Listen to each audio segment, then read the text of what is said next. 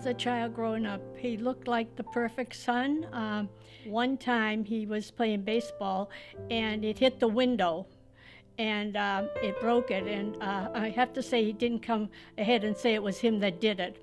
He kind of procrastinated about whose fault it was. But I think he had a double personality. He seemed quiet, but he was always getting into little jams.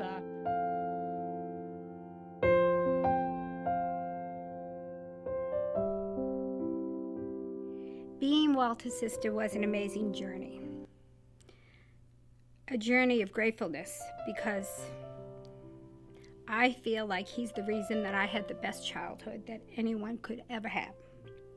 Growing up, there was only the two of us, and I had lots of girlfriends.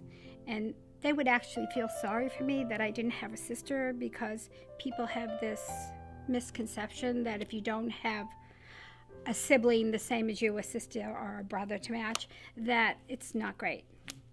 But he was a great brother, and at times he was a great sister too. The first time I met Walter was an enchanted Wednesday evening at the Jumbo Lounge in Teal Square. It was Somerville night, and all my friends and his friends would go there to dance. He asked me to dance, and I danced with him. We danced all night. And then he invited me home. And my friend and I and his friend went back to his house. He claims he had never done that before. And he made us tea. And I showed him I could stand on my head. When Walter spoke of his service in the military, it was a very difficult time. He was stationed in Germany, and men were being sent to Korea and also to Vietnam.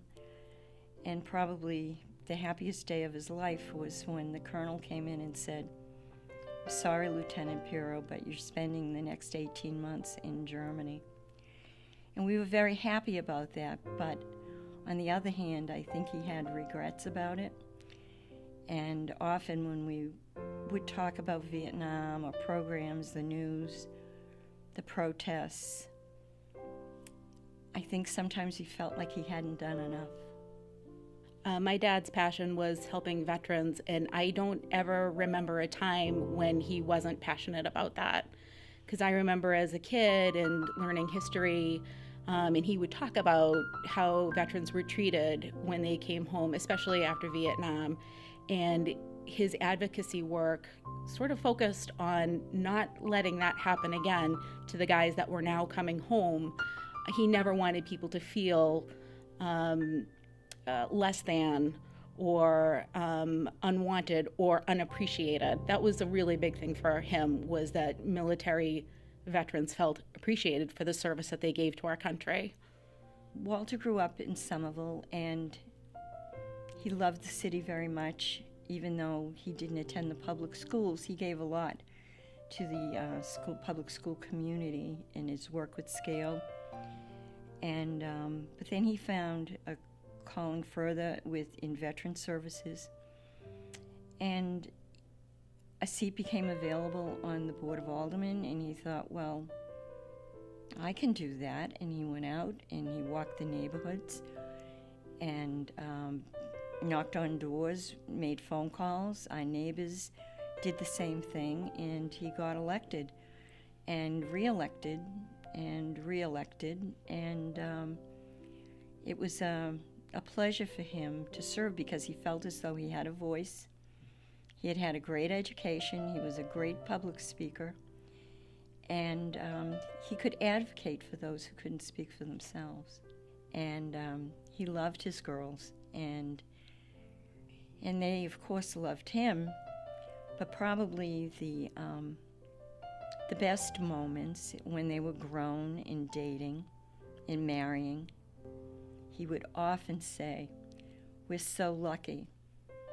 Sarah married Jim, a great guy." And then several years later, Emily married Mike, another great guy. But he'd sit back and say, yeah, they married guys like their dad. My father's legacy is definitely his commitment to service and his commitment to his family. I can personally attest to, I still live in Somerville. So everywhere I go, when I bump into people, there's nobody that doesn't know my dad. I feel that I am perpetuating his legacy by the work that I'm doing and, in a way, sort of following in his footsteps, being a public servant. I think Walter's greatest legacy was that he never failed at anything. He was a good student. He was a good athlete. He was not exceptional, but he was good. He did things that people dream of doing. He was very ill, and he overcame that.